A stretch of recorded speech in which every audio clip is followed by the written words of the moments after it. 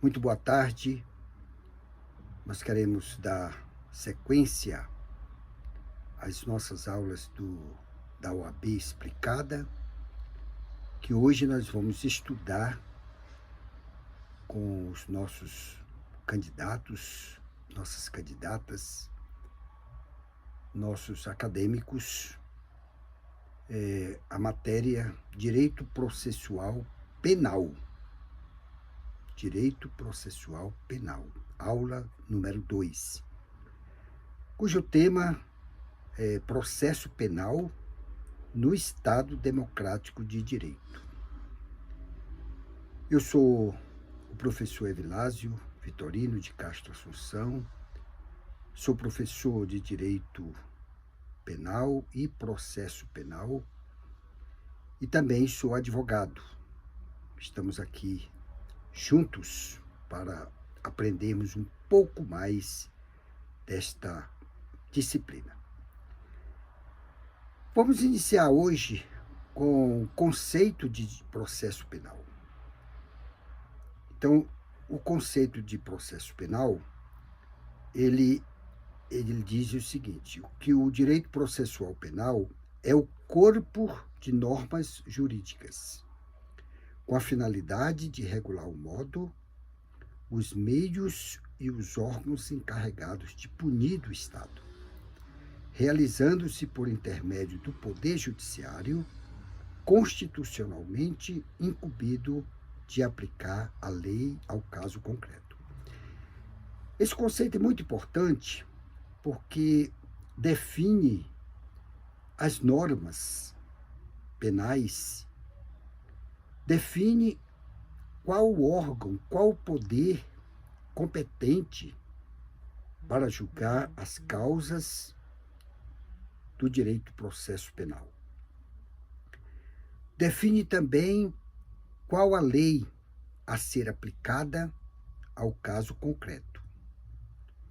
Então, como conceito de direito processo penal, é o conjunto de normas jurídicas com a finalidade de regular o modo, os meios e os órgãos encarregados de punir o Estado. Quais são esses órgãos inicialmente responsáveis pelo jus poniendi do Estado? O Ministério Público, como órgão principal, isto está na Constituição Federal, no artigo 129, que lá delibera quais são as competências constitucionalmente legais. Então, só o Estado pode, através de seus órgãos institucionais, punir aquele que praticou delitos, aquele que praticou crimes considerado pela lei. Agora nós vamos ver como outro tópico que isso é uma sequência. Cometida a infração penal, cometida por quem? Pelo agente, pelo criminoso. Não é isso? Cometida a infração penal, nasce para o Estado o direito-dever de punir, é a pretensão punitiva, consubstanciado na legislação material. Que legislação material é esta? É o direito penal.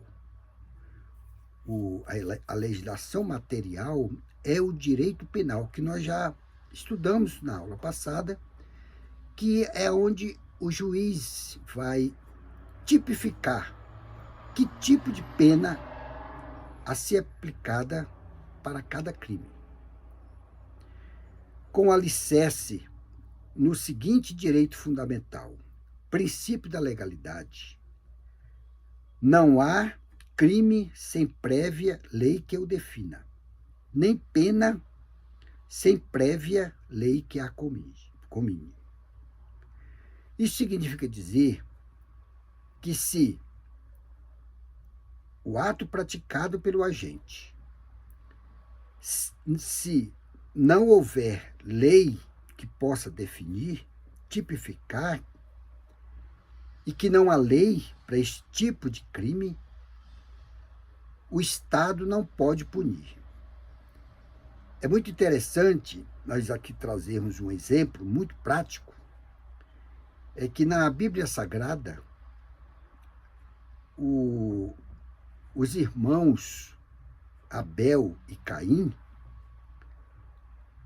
onde registra o primeiro homicídio entre irmãos, Caim matou Abel. Como não tinha uma lei prévia para tipificar esse tipo de crime, ele não pôde ser punido, porque não havia lei.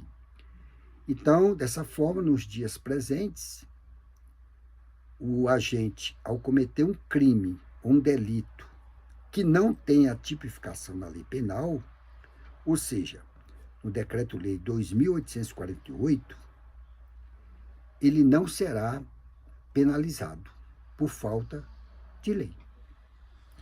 E assim sucessivamente. Então, para que haja crime, tem que haver uma lei prévia antes da prática do crime, para poder o agente responder constitucionalmente a sua pena diante do Poder Judiciário.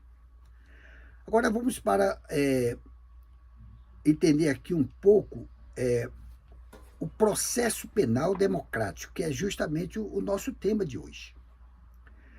Vamos entender como é que funciona o processo penal democrático.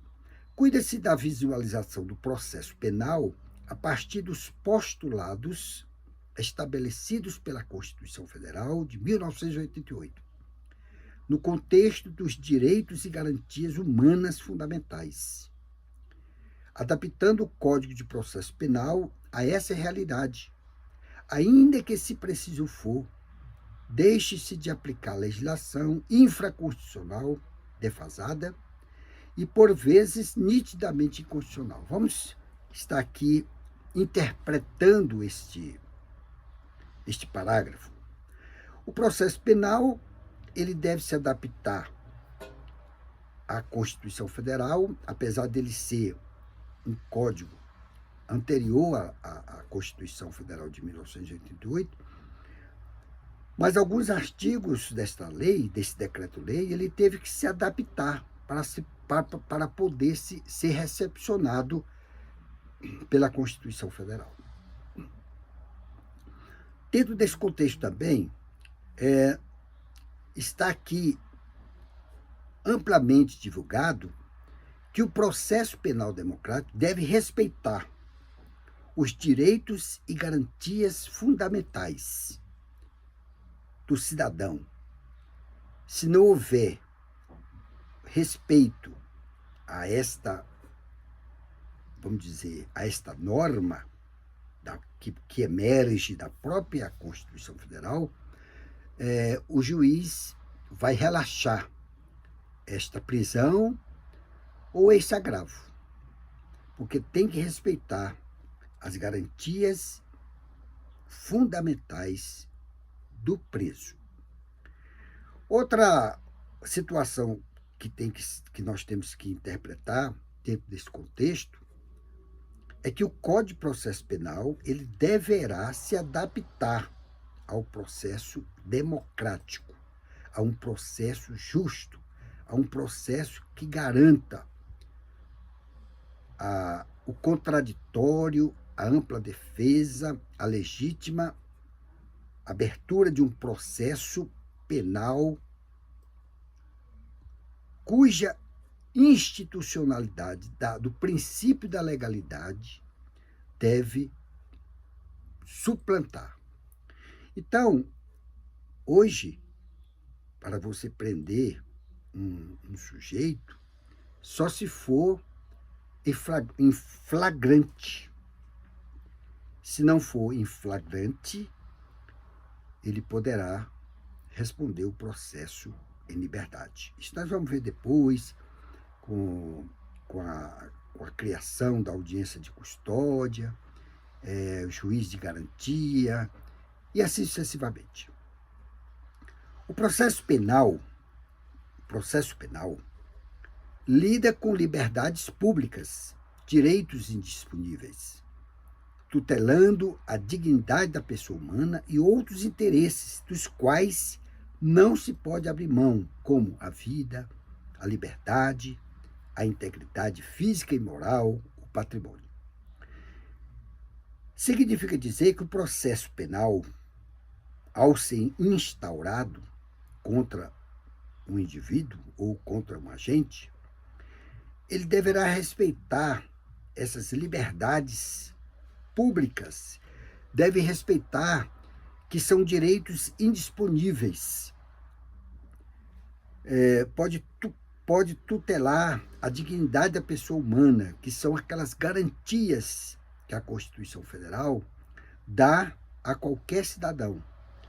Garantir um processo justo e respeitar, principalmente, o direito à vida, à liberdade, à integridade física e moral, o patrimônio, etc. Dentro desse contexto, todos esses elementos, né, a vida, o patrimônio, né, a integridade física, tem que respeitar com um processo legítimo.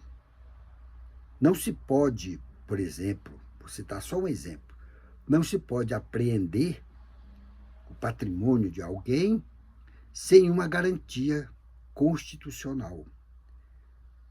Isso está lá na Constituição Federal, artigo 5º, inciso 11, que trata da privacidade do asilo, da casa, da moradia. Mas nós vamos estar aprendendo lá, quando nós formos estudar direito constitucional, o respeito à privacidade, né? Não apreender bens sem um mandado judicial por uma autoridade competente. Quem é a autoridade competente? O juiz. O juiz é a autoridade competente. Isso é uma garantia constitucional. Agora vamos falar sobre os princípios do processo penal. Nós vamos falar, tem vários princípios, né? Vários princípios que o direito do processo penal nos traz para o conhecimento. Mas nós vamos estar apenas falando de alguns, porque são aqueles mais recorrentes da prova da FGV. O princípio jurídico significa um postulado que se irradia por todo o sistema de normas, fornecendo um padrão de interpretação, integração, conhecimento e aplicação do direito positivo, estabelecendo uma meta maior. Esse princípio jurídico, ele é um postulado. O que é um postulado?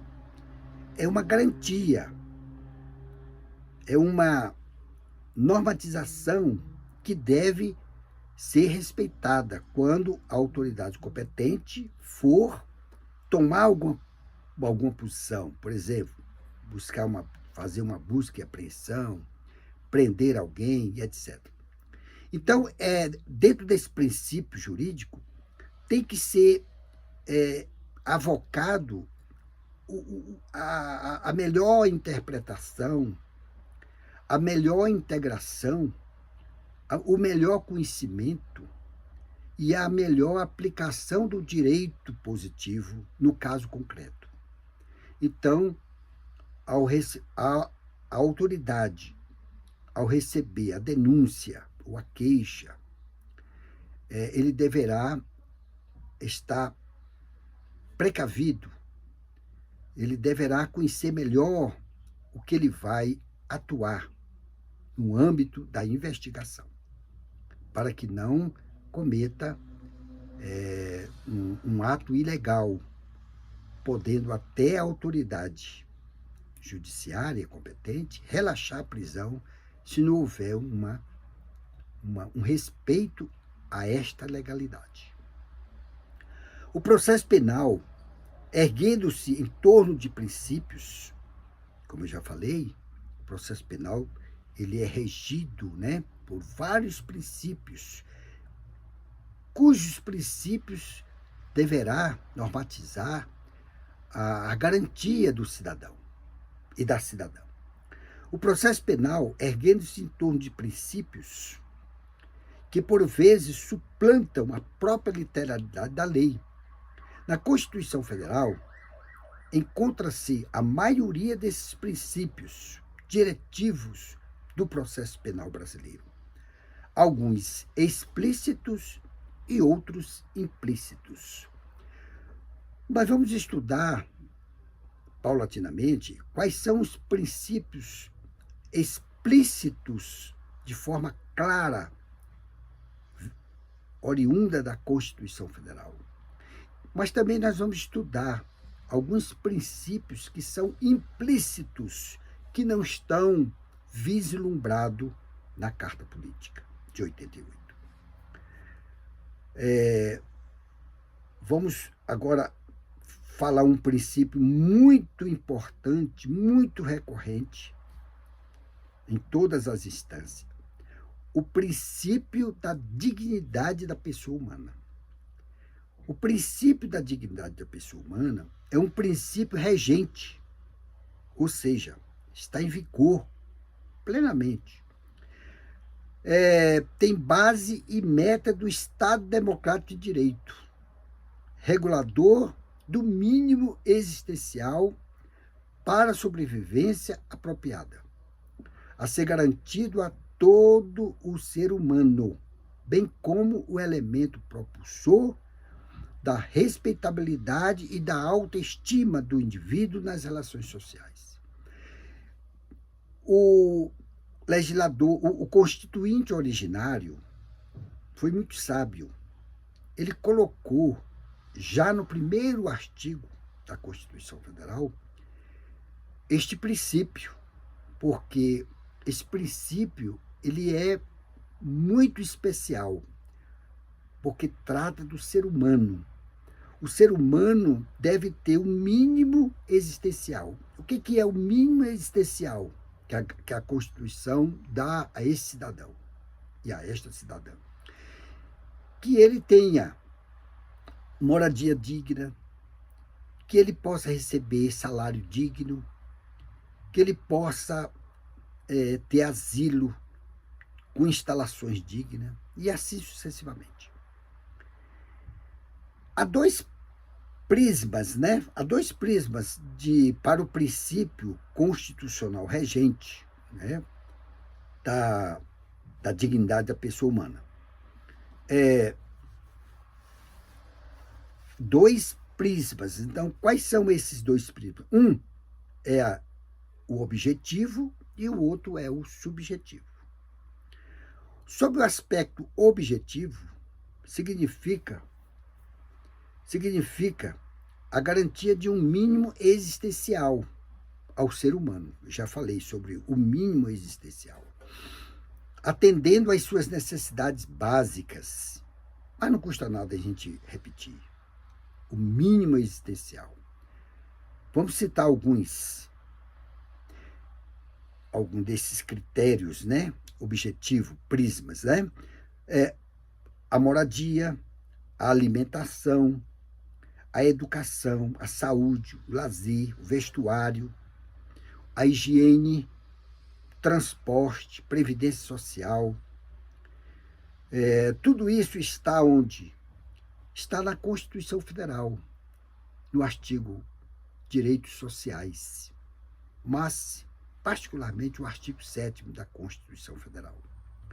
Sobre o aspecto subjetivo do prisma, né? Nós estamos falando aqui, já falamos do objetivo e agora vamos falar do subjetivo. Sobre o aspecto subjetivo, trata-se do sentimento de respeitabilidade e autoestima inerentes ao ser humano, desde o nascimento, em relação aos quais não cabe qualquer espécie de renúncia ou desistência. Tem alguns princípios que o cidadão não pode renunciar. Chama-se princípios, direitos indisponíveis. Esses princípios, eles são imprescritíveis. Eles são considerados cláusulas pétreas, que não podem ser renunciados. Agora vamos falar sobre um outro princípio que é muito importante para a nossa prova do exame da ordem, que é o princípio do devido processo legal. Devido processo legal. Cuida-se de princípio regente com raízes do princípio da legalidade, assegurando ao ser humano a justa punição quando cometer um crime, precedida do processo penal adequado, o qual deve respeitar todos os princípios penais e processuais penais. Como nós já falamos, para haver um processo justo, as normas vigentes desse cidadão que foi pego cometendo um ilícito, ele deve ter a roupagem da legalidade. Se ele não tiver uma norma que tenha os comandos do princípio da legalidade, ele não pode ser punido pelo Estado, porque lhe falta justamente este princípio, que é o princípio de um processo legal, ou de um processo justo. O devido processo legal deita suas raízes no princípio da legalidade, isso nós já vimos, garantindo ao indivíduo que somente seja processado e punido se houver lei penal anterior, definindo determinada conduta como crime. Nós já falamos isso logo no início da nossa aula. Que tem que haver uma prévia ordenância positivada para que ele possa responder por este crime, combinando-lhe a pena. Além disso, modernamente, ou seja, nos dias atuais, representa a união de todos os princípios penais e processuais penais, indicativo da regularidade ímpar do processo criminal. Resumo da ópera. Só pode ser penalizado por um determinado crime se houver ordenança prévia que possa tipificar o tipo de crime que este agente cometeu.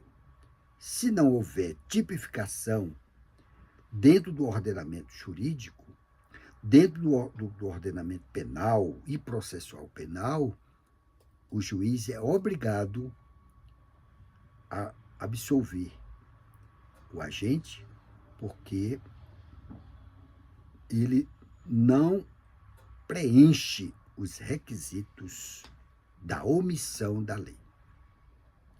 Agora nós falamos de alguns princípios do processo penal. Agora vamos falar alguns princípios constitucionais, ou seja, aqueles princípios explícitos que está na Constituição e que deve ser trabalhado no processo penal. Vamos falar aqueles princípios concernentes ao indivíduo, ou seja, a individualização do agente. Vamos começar por um princípio que é muito recorrente às nossas provas do exame da ordem. Princípio da presunção de inocência. Esse princípio, ele é fundamental, porque o acusador é quem tem que provar que aquele sujeito, ele é culpado. Se ele não tiver, se o órgão acusador não tiver a capacidade de provar que o agente cometeu aquele crime ou aquele delito, o juiz ele deverá revogar esta prisão ou mesmo resultar da sua absolvição. Então, o princípio da presunção de inocência, conhecido igualmente como o princípio do estado de inocência ou da não culpabilidade, significa que todo acusado é presumido inocente, até que prove o contrário, né? Até que seja declarado culpado por sentença condenatória com trânsito em julgado. Isso é muito importante, porque muitas vezes as autoridades, os órgãos constituídos, prendem um determinado cidadão e ele, na primeira instância, ele é condenado pelo crime cometido. Mas ele não pode ainda ser preso. Por quê? Porque ele terá ou não que passar por um tribunal de segunda instância. E lá no tribunal de segunda instância, se for confirmado pelo colegiado a sentença que condenou ele no primeiro grau, aí o Tribunal Superior certifica, através de uma certidão de trânsito em julgado, para aí sim confirmar a sua condenação definitiva. No momento que o tribunal emite a certidão de trânsito em julgado pela condenação, confirmando assim a sentença do primeiro grau, do primeiro juiz de piso, aí o tribunal determina a devolução dos autos para a origem, onde tudo iniciou, para fornecer, emitir a guia para a sua prisão.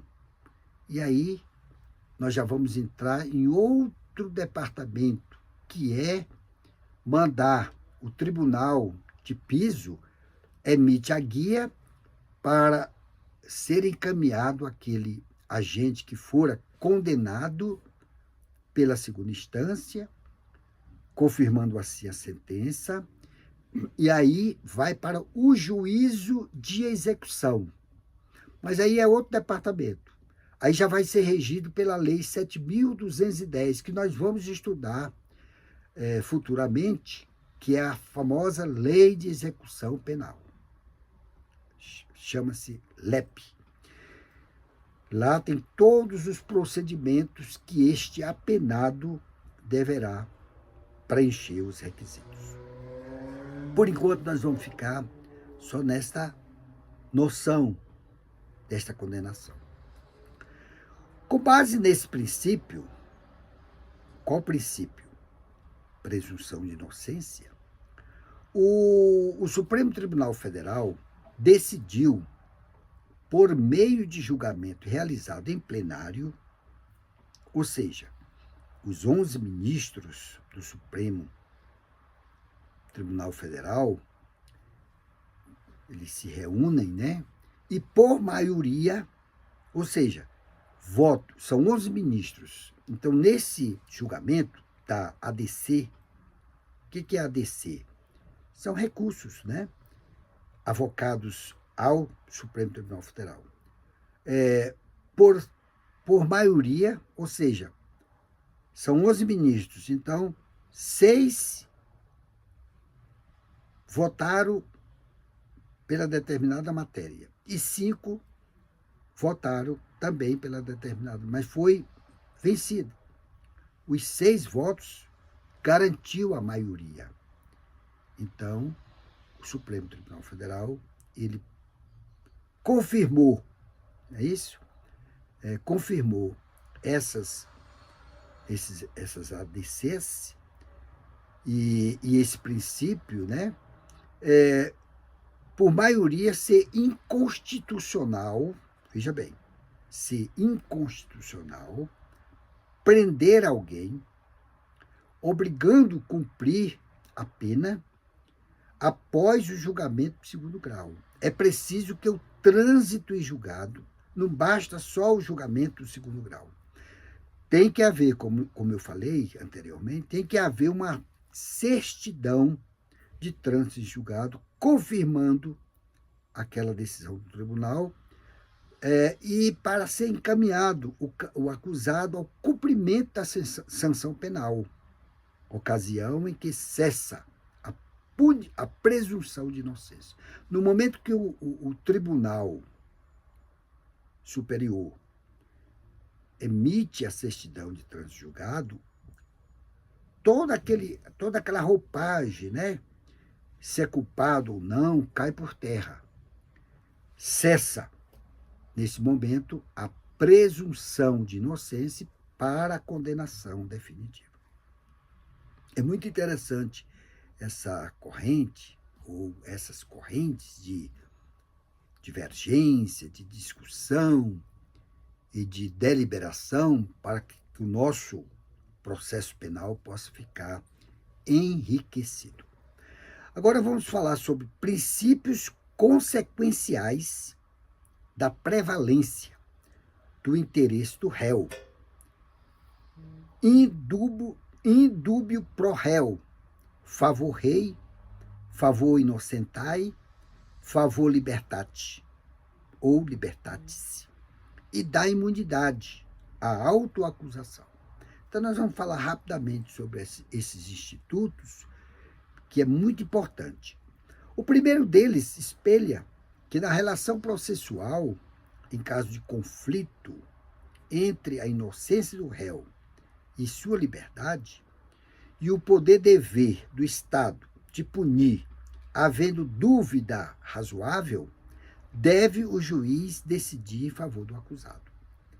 Ou seja, em um processo onde não há consenso, não há robustez de provas que levem à condenação desse agente e que há dúvidas com relação a este julgamento, por este princípio, indúbio pro réu, o juiz o absolve, com base no Código de Processo Penal.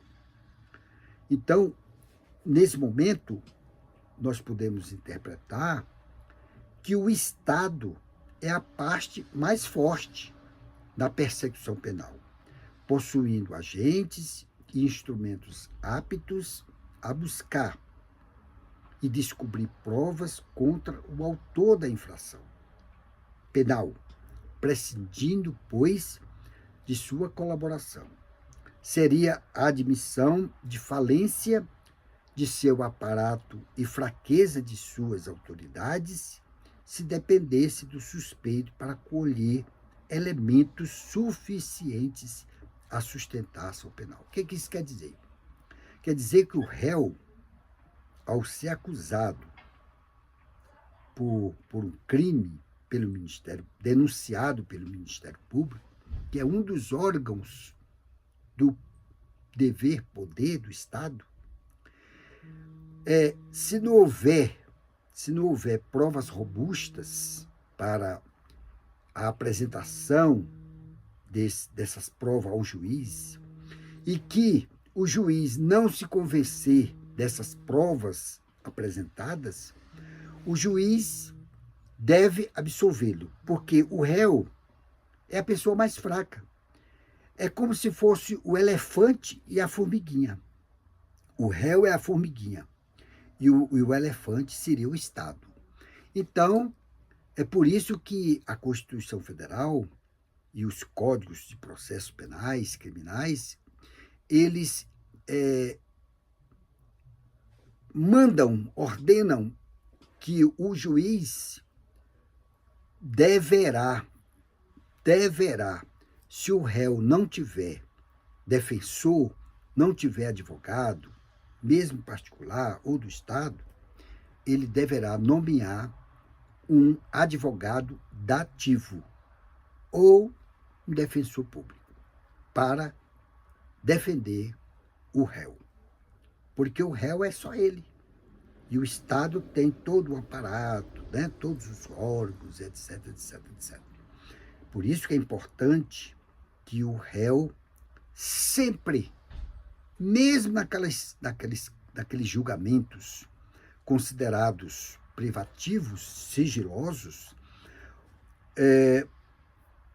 o juiz manda o réu se ausentar temporariamente do julgamento para não intimidar a vítima, mas o defensor é obrigado, o defensor do réu é obrigado a permanecer na sala de audiência, para que o réu não fique órfão, não fique sem defesa. Agora vamos falar sobre outro princípio da Constituição, que é o princípio da ampla defesa. O princípio da ampla defesa, ao réu, é concedido o direito de se valer de amplos e extensos métodos para se defender da imputação feita pela acusação. Encontra fundamento aonde? Na Constituição Federal, no artigo 5º. Considerado no processo a parte hipossuficiente, como eu já falei, é a parte vulnerável, por natureza, uma vez que o Estado é sempre mais forte, agindo por órgãos constituídos e preparados, valendo-se de informações e de dados de todas as fontes às quais tem acesso. Merece o réu um tratamento diferenciado e justo, razão pela qual a ampla defesa e a ampla possibilidade de defesa se lhes afigura a compensação devida pela força estatal. Isso significa dizer, mesmo sendo repetitivo, que o Estado ele tem acesso a várias informações, a bancos de dados, a arquivos, a dados policiais, tudo a seu dispor, enquanto o réu não dispõe desses dados. A ampla defesa gera inúmeros direitos exclusivos do réu. Muito importante. Muitas vezes o réu preso, ele não conhece bem os seus direitos. Por isso que nossas aulas aqui da OAB Explicada, nós informamos ao nosso candidato aquelas exceções, né? Aquelas entrelinhas para que o nosso candidato, chega no dia da prova, ele não seja pego de surpresa. Veja bem, a ampla defesa gera inúmeros direitos exclusivos do réu, como é o caso de ajuizamento de revisão criminal, instrumento vedado à acusação, só o réu, bem como a oportunidade de ser verificada a eficiência da defesa pelo magistrado, que pode desconstituir o advogado escolhido pelo réu, fazendo-o eleger outro ou nomeando-lhes um dativo, entre outros. O que esse parágrafo quer nos dizer? É que o órgão acusador ele não tem o direito de revisar a pena. E também, quanto à escolha do seu defensor, advogado, para o réu poderá pedir ao juiz que desconstitua o seu advogado e que ele nomeie outro, se não houver confiança, mutualidade nas relações pessoais. Agora vamos falar sobre um outro princípio que é muito importante, é o princípio da plenitude de defesa. Olha essa palavra, plenitude. Plenitude. Eu faço questão de falar isso, porque aqui há um grande diferencial do princípio anterior, da ampla defesa, mas aqui tem um plus, tem uma palavrinha-chave. Plenitude. Plenitude é absoluto, é pleno, é completo, é ilimitado. Esse princípio constitucional, a gente vê isso muito no Tribunal Popular, ou Tribunal do Povo, ou Tribunal do Júri, instituído na Constituição Federal de 1988. É muito importante. Então vamos aqui agora dissecar alguns elementos desse princípio.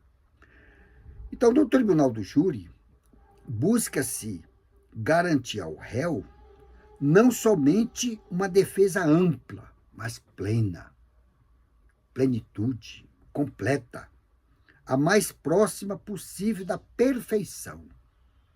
Olha que beleza. Então, no Tribunal do Júri, por exemplo, que onde é julgado, né, aqueles crimes dolosos contra a vida, nós vamos estar estudando a matéria, vamos separar uma aula para quando nós formos estudar matéria adestrita ao Tribunal do Júri, lá nós vamos estar estudando com mais amplitude. Mas eu queria só destacar que no Tribunal do Júri, a defesa do réu pode apresentar provas ilimitadas, desde que não seja ilícita, né? Que isso é proibido também, né? Pela Constituição. Mas pode apresentar até depoimentos de teólogos, né? E de outras crenças para a sua defesa. Isso é legal, isto está dentro da Constituição Federal. Então, por outro lado, né, no Tribunal do Júri, onde as decisões são tomadas pela íntima convicção dos jurados, sem qualquer fundamentação, onde prevalece a oralidade dos atos e a concentração da produção de provas, bem como a identidade física do juiz, torna-se indispensável que a defesa atue de modo completo e perfeito. Logicamente, dentro das limitações impostas pela natureza humana. A intenção do Constituinte foi aplicar ao Tribunal Popular, ou Tribunal do Júri, ou Tribunal do Povo, um método que privilegie a defesa, em caso de confronto inafastável com a acusação, homenageando sempre a sua plenitude. O que significa dizer? Significa dizer que o Tribunal do Júri é formado por um grupo seleto pelo juiz, conforme a lei, de jurados que não são leigos.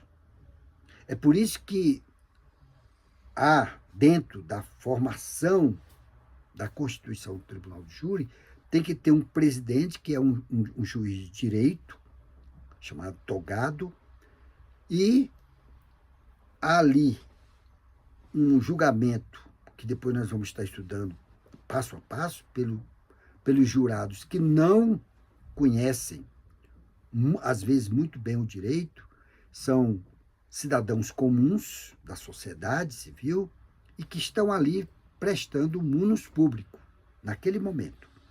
E também os jurados, eles são obrigados a responderem tão somente sim ou não, dependendo da questão, do quesito, né, constituído.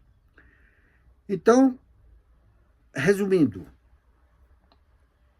lá no Tribunal do Júri, as provas podem ser plenas, ilimitadas, ampla na sua totalidade, que serão analisados pelas partes.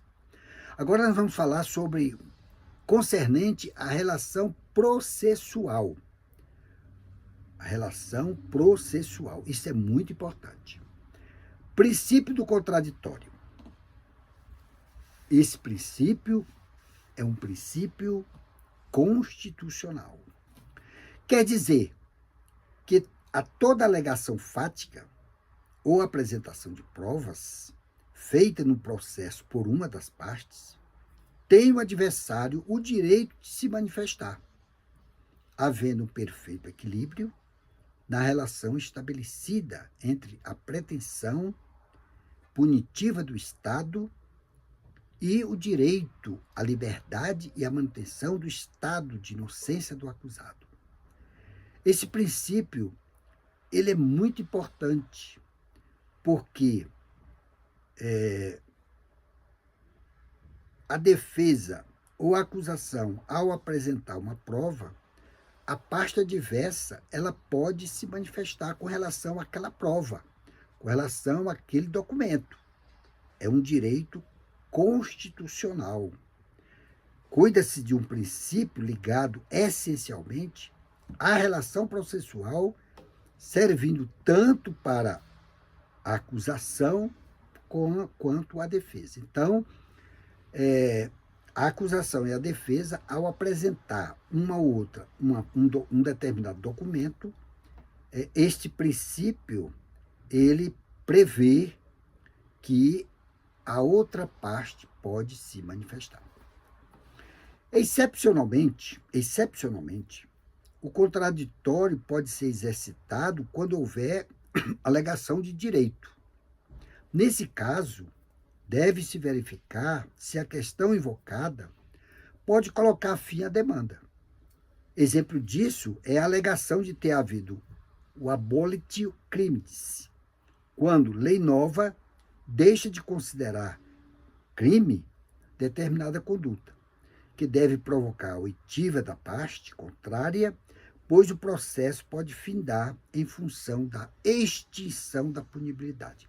Bem, esse é um caso excepcional, né? Porque quando uma lei nova, né, não considera aquele ato, aquele crime cometido por aquele agente que está respondendo um processo criminal, não mais considerar como crime,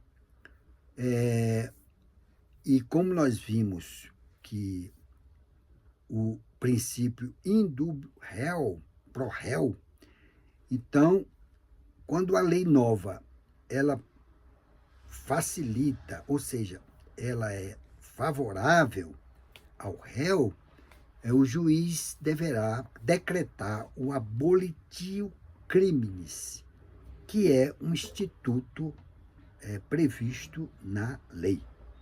Aí ele extingue, né, a punibilidade daquele agente com base na lei nova. Mas nós vamos estar estudando mais com detalhes quando uma lei nova é publicada e que traz consequências favoráveis ao agente, e aí cabe o juiz da execução, e não o juiz da vara criminal, ao juiz da execução, prevista na Lei 7.210, de 84, rever a situação do preso. Agora nós vamos falar princípios concernentes à atuação do Estado, e não individual e nem ao processo, é ao Estado. Princípio do juiz natural e imparcial e princípio consequencial da iniciativa das partes. O Estado, na persecução penal, deve assegurar as partes para julgar a causa, a escolha de um juiz previamente designado por lei e de acordo com as normas constitucionais. Evita-se, com isso, o juízo ou tribunal de exceção, que é vedado. Nós já vimos isso na aula de direito constitucional, né? Que seria a escolha de um magistrado encarregado de analisar determinado caso após a ocorrência do crime e conforme as características de quem será julgado, afastando-se dos critérios legais anteriormente estabelecidos. A preocupação maior desse princípio é assegurar a imparcialidade do juiz, visto que num Estado democrático de direito é inconcebível que os julgamentos se materializem de forma parcial, corrupta e dissociada do equilíbrio que as partes esperam da magistratura. Então, o Estado, ele é o responsável do jus puniendi ou da persecução penal. Então, ele deve garantir às partes as paridades da parte. O que é a paridade das armas? Paridade das armas. É o equilíbrio entre o advogado, entre o promotor e entre o juiz. Então tem que haver harmonização, equilíbrio para esta imparcialidade, que é um direito constitucional. Um juiz, ele tem que assegurar às partes a sua imparcialidade. Nós já estudamos sobre os impedimentos, sobre a suspeição do juiz na aula anterior, mas não custa nada nós estarmos aqui comentando que o juiz, ele é o presidente do processo, então ele tem que harmonizar essas relações entre defesa e Ministério Público. Agora, uma coisa é certa, este princípio preserva ao Estado que dê às partes um tratamento justo e um julgamento justo em um processo criminal. O Pacto de São José da Costa Rica, que é a Convenção Americana sobre Direitos Humanos, aprovado pelo Decreto 678/92, cujo signatário o Brasil é, desde 1992. Então, há essa normatização dentro deste pacto de muitas ordenanças que o direito brasileiro assim o compôs. Por exemplo, vou falar só um, que o réu preso, ele deverá ser ouvido, está dentro desse pacto, São José da Costa Rica, ele deverá ser ouvido no menor tempo possível por um juiz competente. Então, tão logo a autoridade competente prende em flagrante e delito o cidadão, ele deverá se apresentar a um juiz na audiência de custódio. Aliás, audiência de custódia.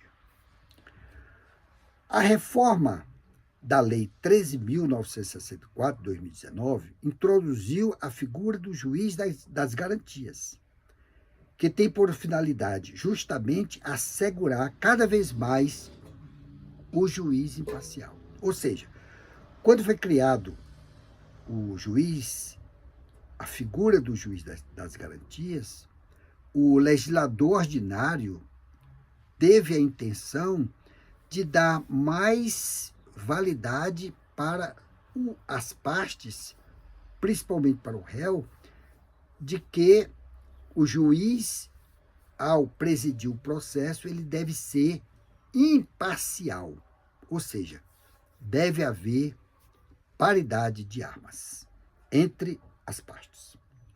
Agora nós vamos falar do princípio da publicidade. É um princípio muito importante para o direito penal. Encontra previsão constitucional, né, isso no artigo 5º, 93, da Constituição Federal. Quer dizer que os atos processuais devem ser realizados publicamente, à vista de quem queira acompanhá-los sem segredo e sem sigilo. É justamente o que permite o controle social de atos e decisões do Poder Judiciário. Ou seja, com esse princípio da publicidade, todos os atos do Poder Judiciário nas suas decisões, devem ser fundamentadas pelo juiz, salvo aqueles de Estado, de pessoas, sigilo e confidenciais, que aí o juiz abre o processo apenas para as partes. Isso é muito importante. Isso foi trazido pela Emenda Constitucional 45. Agora vamos falar sobre outro princípio muito importante. É o princípio da vedação das provas ilícitas. Dispõe a Constituição Federal que são inadmissíveis no processo as provas obtidas por meio ilícito. No Código de Processo Penal, encontra-se literalmente preceituando-se que somente quanto ao estado das pessoas serão observadas suas restrições. Então, só reforçando, no processo penal não há guarida para provas obtidas de meio ilícito. A Constituição veda, a norma infraconstitucional veda, então não há, de maneira nenhuma, a previsão de o juiz aceitar. Em conclusão, o ilícito envolve o ilegalmente colhido, captação da prova ofendendo o direito material, VG, a escuta telefônica não autorizada. Está baseado na Lei 9.296, de 1996. E o legitimamente produzido, fornecimento indevido de prova no processo, VG, a prova da morte da vítima através de simples confissão do réu. Esta Lei 9.296, ela trata das interceptações telefônicas, que há uma exceção que somente pode as partes obter essas provas dessas interceptações mediante ordenança do juiz. Fora disso, não pode praticar esse normativo.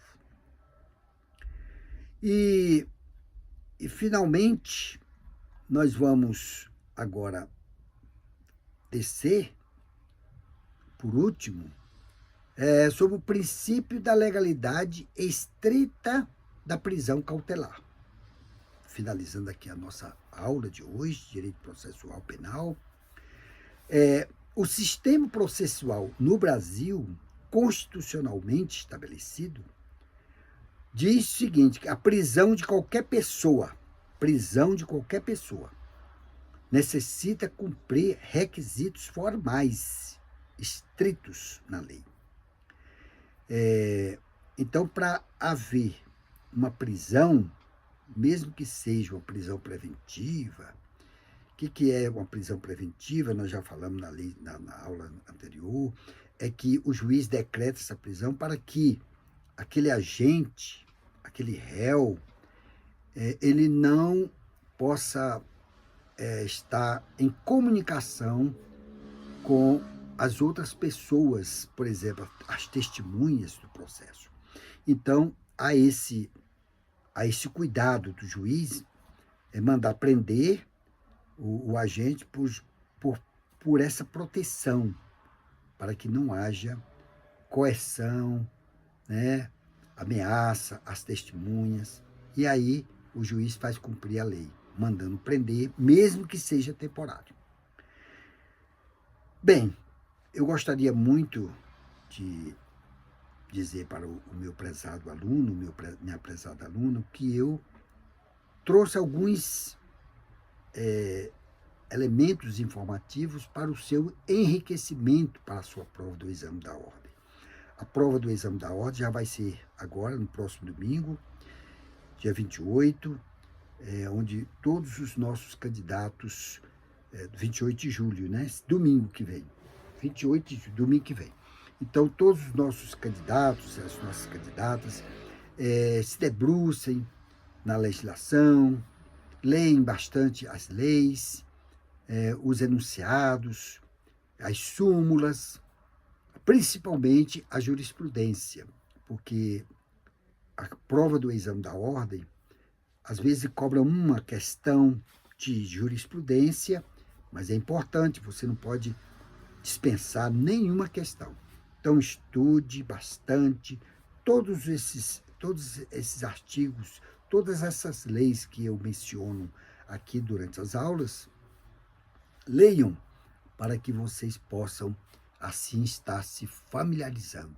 E vamos à prova, vamos ao exame, que vai dar tudo certo, se Deus quiser. Bem, a fonte que eu trouxe do conteúdo da aula de hoje, Direito Processual Penal, foi do professor Guilherme de Souza Nucci, ou Nucci. A obra chama-se Manual de Processo Penal, volume único, da editora Forense, quinta edição, 2024. Eu recomendo que o nosso candidato e a nossa candidata adquira essa obra para formar a sua futura biblioteca quando você estiver investido, né, como advogado, para estar melhor trabalhando nesses processos. Bem, a nossa próxima aula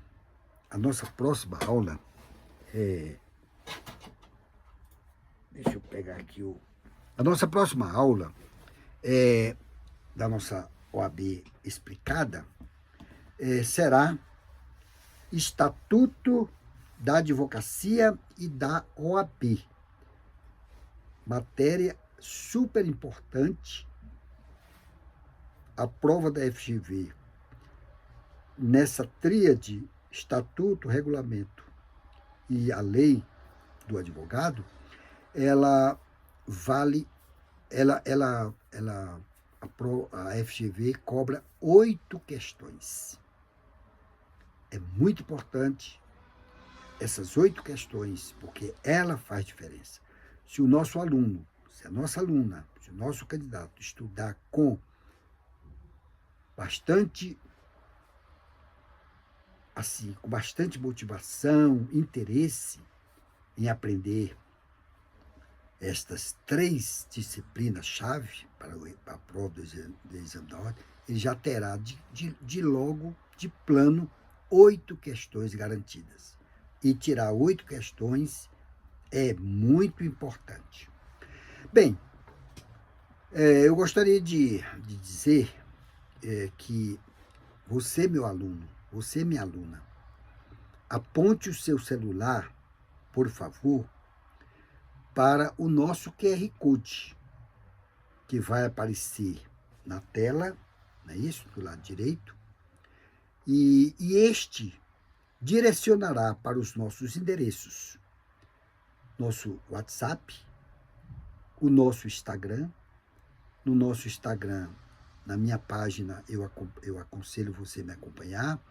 Ali eu publico alguns artigos jurídicos atuais, são matérias quente, recente, para que você leiam e obtenha informações. Também você apontando o seu celular para o nosso QR Code, ele também direcionará para o canal YouTube, onde constam todas as nossas aulas de direito, que compõem a prova do exame da ordem, OAB explicada. Também direciona ao nosso site do escritório de advocacia, como também o nosso endereço eletrônico. No nosso site do escritório de advocacia, eu publico alguns artigos muito importantes, onde o nosso aluno, lá no nosso site, ele vai ter os nossos endereços, a localização, quais são as demandas que o nosso escritório atua, na área do direito, e tem lá todos os artigos publicados, né, e atualizados. Apontando o seu QR Code para o nosso, apontando para a nossa telinha, você vai ser direcionado para o nosso endereço eletrônico, onde, se você ficou com alguma dúvida nesta disciplina de hoje, mande para nós, que nós em breve iremos retornar para resolver o questionamento. Então, eu gostaria muito de desejar a você, meu candidato, minha candidata, sucesso, e que você seja aprovado nesse exame da ordem que está previsto para dia 28 de julho. O meu muito obrigado e até a próxima aula, cujo tema será Estatuto da Advocacia e da OAB. Muito obrigado. Até logo.